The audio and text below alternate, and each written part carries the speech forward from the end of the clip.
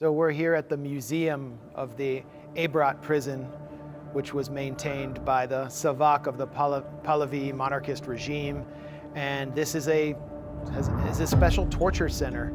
It was designed by German engineers starting in 1932. I think it was constructed in 1937. And if you look up, you'll see something unique about this prison and how it was designed to affect the psyche of the prisoners. You see all these angles out here.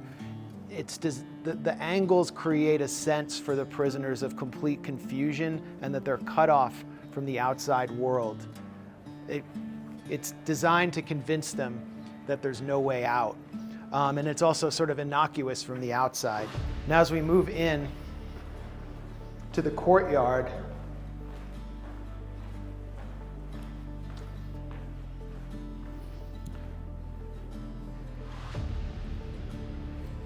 you can see how it's a circular design and everything is centered around this courtyard. This is the perfect architectural embodiment of Jeremy Bentham's concept of the panopticon, where in order to control a population of prisoners, all you need to do is control the perimeter. A design like this makes it much easier for the prison guards to control the entire population. All they need to control is 2% of the prison for everyone else in the remaining 98% to be under their watchful eye. So if the prisoners are walking around here, everyone is within their view, or they're confined within their cells in this angular kind of labyrinth of hopelessness where acoustic structures were created to amplify the screams of prisoners under torture in order to psychologically torment the other prisoners. Most of this museum, what we saw here, was dedicated to the period after 1974 when the special anti-sabotage unit of Savak was created with CIA, English, and Israeli training. And that's when the thugs, the disgusting figures who were on the wall, who stuck needles under people's fingernails, tortured young women, whipped men with electric cables, confined them to beds for 6 months at a time, came into being. Those figures who often were sentenced to death after the revolution. And this really was a sign of the desperation of the Pahlavi regime at the late stage of the revolt that began in 1963, launched by Ayatollah Khamanei. And as we saw, his successor, Ayatollah Khamanei, was a prisoner here for several months, actually starting in 1974, right at the onset of the anti-sabotage unit. And now this museum sort of stands as a monument to the cruelty, brutality, and the sadism of the Pahlavi regime. And it's sort of a reminder that the monarchist camp, which has been at the forefront of so many of these supposedly pro-freedom protests in Paris and Los Angeles, may not actually bring freedom if they achieve regime change. And that's why this museum was created, as a sort of psychological reminder for Iranians about what they left behind.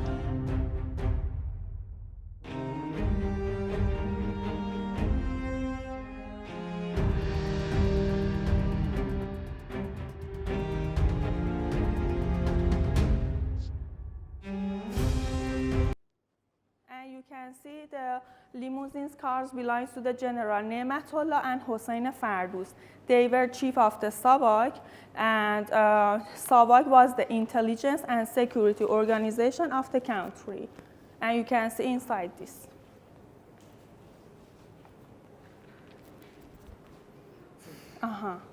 پس بذارید مطمئن بشیم دوربینو. Put some hydraulics on these flipping switches. This is a Ford Lincoln Continental Executive. This is like a street yacht. Executive limousine by Layman Peterson. And it belonged to General Ne'matollah Nasiri, who was the third chief of the Savak, the intelligence and security agency of Shah, Reza Pahlavi. And it's got the fins, really nice grill, and inside was the man who presided over the torture of tens of thousands of dissidents, people rebelling against the monarchy. And here are the names of 8,500 of those who were killed under torture behind these walls and elsewhere.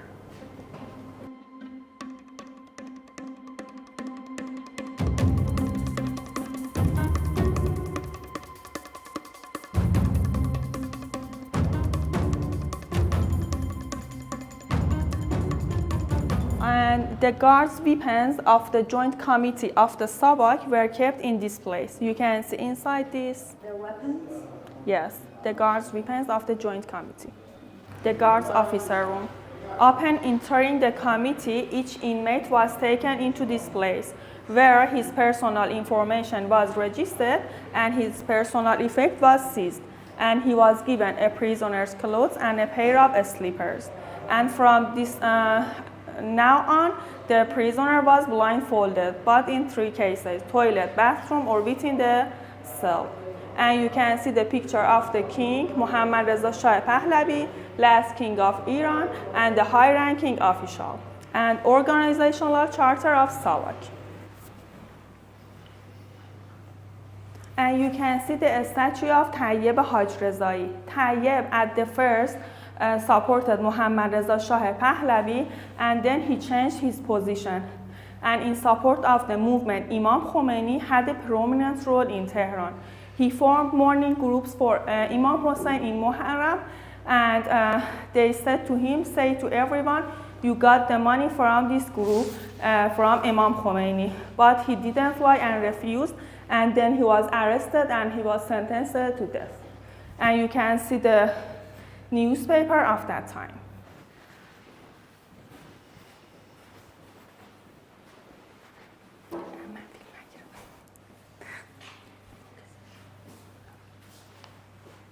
And these boxes were used to keep prisoners' clothes. All of the personal effects, such as rings, belt, glasses, shoes, were taken and put in one of the metal cases. And the number of the prisoner was written on them. And this is the original picture of this place. And the uniforms, plastic cup and blanket, and a bowl, a pair of slippers were the item which given to the prisoner in this place.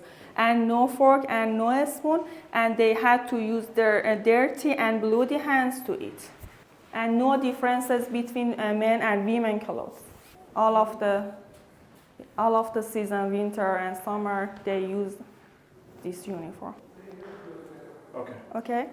A method of torture was hanging in cross shape. At the first, the inmate was stand on a stool, and then the stool was pulled away, and the inmate hanging in the air. And interrogator undressed him and started to wiping or burn his body by crushing a lit cigarette on his body. After a while, he lost consciousness and his hands remained numb.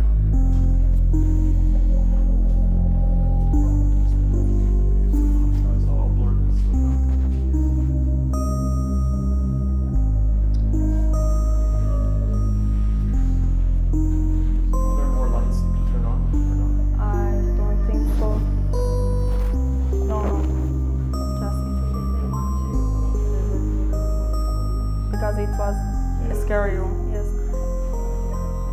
And a kind of torture is white bed. This is white bed. At the first, the inmate was placed on his back on the bed, and his hands and his feet changed to the bed. And the prisoner's body was burned by a lighted heater under the bed. And interrogator started to wiping again. So they put a heater under the bed? Yes. To make the metal hot? Yes. And a method of torture was Apollo chair, looked like Apollo spacecraft. At the first, the inmate was placed on the chair, and his hands and his feet changed to the chair. And interrogator started to wiping or giving electric shock in sensitive point of his body. And this had made his voice louder.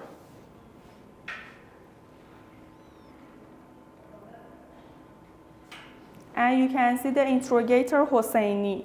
After the revolution, as soon as he was arrested, he shot himself, and after 50 days, he died in the hospital. That's him? Yes, it's the original picture of Hosseini. Dr. Hosseini, but not doctor in torture. Uh, Yeah, he was a torturer. PhD in torture. Yes, he was a famous torturer in this place. He's not. Kind of cable to wiping. Wiping was the one Whipping of with an electric yes, cable. common of the torture in this place, and it was very heavy. He was really built like that. Yeah, apparently. So they called it the Apollo because it looks like the passenger seat in the Apollo spacecraft. Yes. And you know that helmet was, so when they screamed, their voice Yes. It would When he amplify, shouted, amplify their this screams, Yes. so it hurt their for ears. himself, yeah. And it's damage to the nervous system. It's just And this is a penicillin powder for dry the wounds, and it started to wiping again. So they could close the wounds and then whip more. Yeah. Yeah, They would apply penicillin yeah, Not to close the wounds, to just disinfect. to disinfect. yes. So we have an electric cable here for effect. It's pretty heavy. Looks like they're pulling fingernails out here. This guy, Yes. that's him. Yeah, these are very famous torturers of Savak. And a method of torture was hot cage. At the first, the inmate was placed into the cage, and the prisoner's body was burned by a lighted heater under the cage, having no space to move. Sometimes interrogator hit on the cage by a metal object. It's damage to the nervous system, and when he hold the bars, the interrogator burned his hands. And a method of torture was insert the needle under the nail, and they heated it by a lighter, and it caused the nail to be pulled. Yeah, they were taught by Mossad, and actually Alan Dershowitz, one of the leading propagandists for Israel in the U.S., has advised, after 9/11, advised the U.S. to use this precise technique of inserting a needle under the nail in order to elicit confessions. In the case of a ticking bomb plot, something that never happens in real life. And you can see the picture of Manicherry. After the revolution, he escaped He's like in L.A. or something. to England, I think. One of the top Savak torturers appeared at a rally in Los Angeles, a monarchist rally, during the Women Life Freedom protests. Yeah, probably one of them. That guy may have blended in saying he was Cheech Moran from Cheech and Chong. But he doesn't seem like he enjoys 420 as much. هوشنگ از قندی مثلا. And you can see the connection between Savak and Mossad. Savak was going to the Israel to learn about the torture, or Israel was going to the Iran to learn about the torture. And you can see the document of that. Joint cooperation document.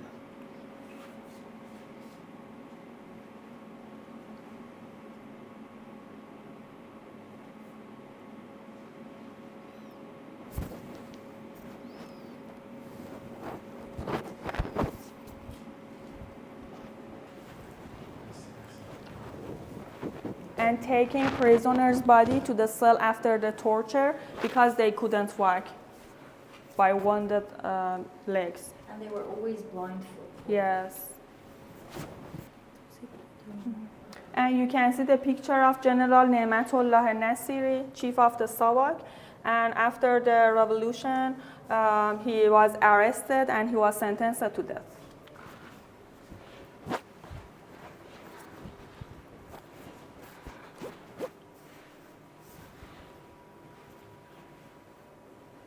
A method of torture was hanging from ceiling by leg, hands, and feet, and the interrogator started to wiping again or burn his body. And you can see a method of torture was hot chair, looked like a white bed and hot cage we saw, and a prisoner's body was burned by a lighted heater under the chair.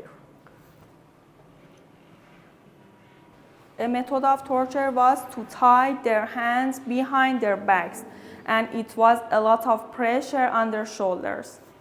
And you can see a picture of the Rasuli interrogator, and he escaped too, but I don't know where. You can see the statue of Tehrani, Bahman Nadaripur, known as Tehrani. He was interrogator, and after the revolution, he was arrested and he was sentenced to death, executed. And you can see the picture of Tehrani and biography and this newspaper of that time. Yes. In his trial? Yes.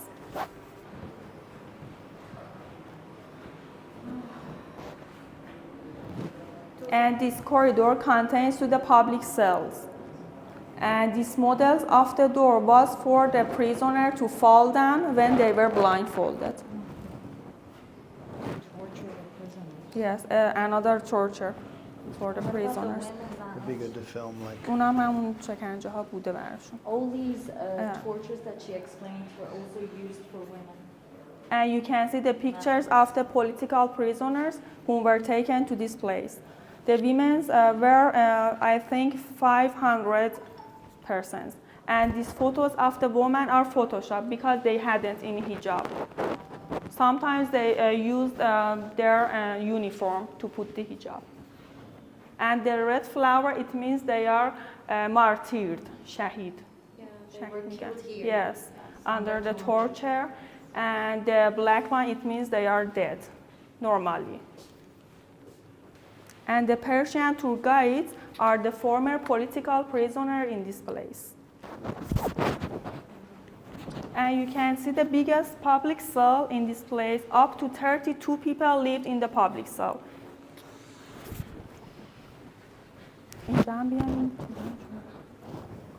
Ayatollah Khamanei. And these are also our leader, Ayatollah Khamanei, was here to speak. And you can see the picture of Ayatollah Khamanei. He was here for 8 months, and his brother, and the ex-president of Iran, Rafsanjani. This is the current leader of Iran who is detained here, Ayatollah Khamanei. Mm-hmm. And this is the former president, Rafsanjani, who's also a prisoner here.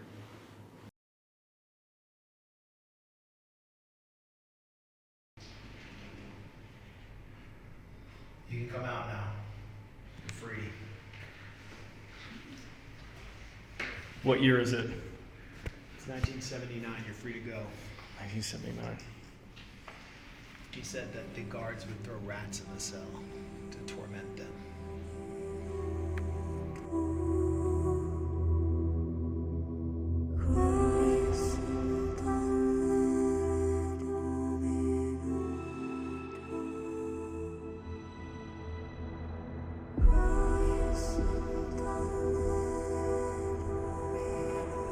So this is the cell where the current leader of Iran, Ayatollah Khamanei, was held, along with 16 other men in this very small space.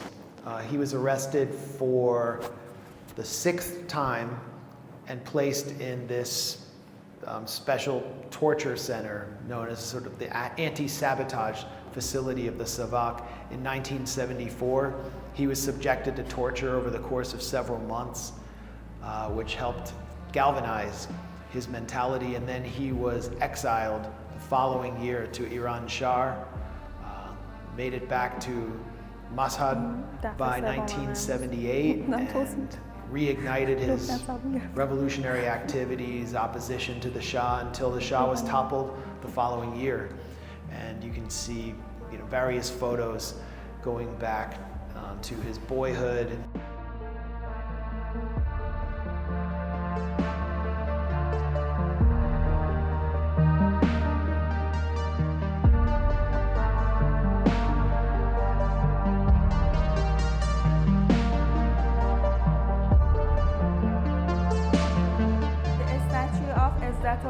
Shahi, he tied to the bed for 6 months, and for eating or going to the toilet, he untied and then tied again, and all of the time he was blindfolded.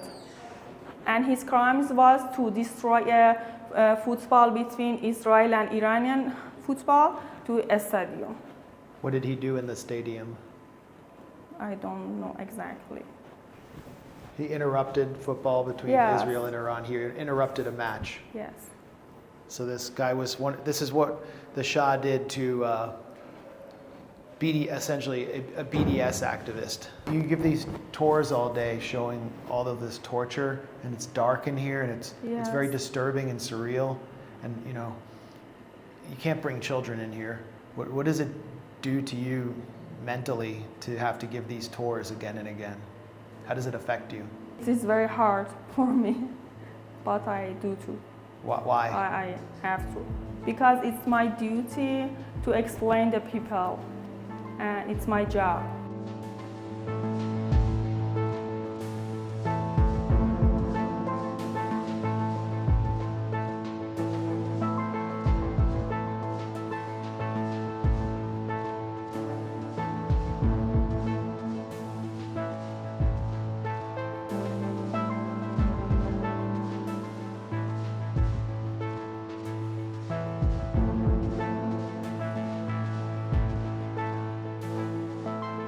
So this is a replica of Parvez Sabati, he escaped to Los Angeles, and during a major regime change rally in Los Angeles, he was brought out by his family.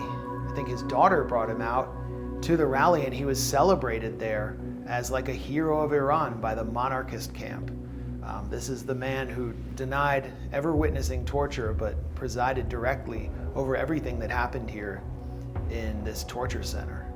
So this is what the monarchists want to bring back. So this is the visiting room, and we're told that they could only visit for 5 minutes. Yes, 5 minutes, just 5 minutes. And the interrogator was between them. You can see they're separated by fences here, and then the prisoner is on the left side, and between them, we're told, was the interrogator. خیلی سخته.